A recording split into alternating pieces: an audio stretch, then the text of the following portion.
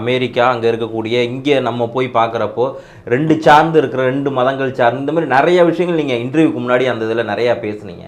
இப்போ நம்ம பார்க்கக்கூடிய அந்த இஷ்யூஸ் இருக்கு இல்லையா, இந்த மசூதி கிட்டையா இல்லை இந்த கோவில் யாருக்கு அப்படிங்கிற மாதிரி அந்த இஷ்யூலாம் போயிட்டு இருக்குல்ல, இதை நீங்கள் எப்படி சார் பார்க்குறீங்க இந்த இஷ்யூ?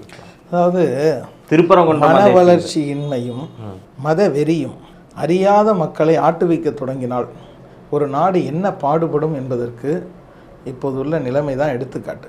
பெரும்பான்மைவாதம், மதவெறி, இனவாதம் இவை அனைத்துமே எந்த வளர்ந்த நாடுகளிலும் இருப்பதில்லை.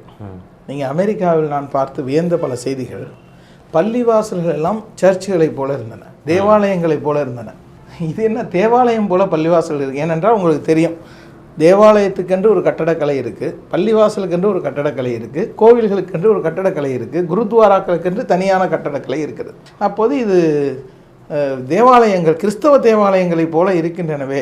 நான் முதல்ல நியூயார்க்கில் போய் தொழுகும் போதே ஒரு தேவாலயம் போன்ற பள்ளிவாசல் என்று பார்த்தபோது சொன்னார்கள், செயல்படாமல் இருக்கின்ற பல தேவாலயங்கள் பள்ளிவாசலாய் ஆக்குவதற்காக விற்கப்பட்டிருக்கின்றன. இது எவ்வளோ பெரிய மனசு பாருங்கள். ஒரு கிறிஸ்தவர்கள் அதிகமாக வாழக்கூடிய நாடு, அவர்கள் முஸ்லீம்கள் வழிபட வேண்டும், அவர்களுக்கு பள்ளிவாசல் வேண்டும் என்பதற்காக தேவாலயங்களை விற்றிருக்கிறார்கள்.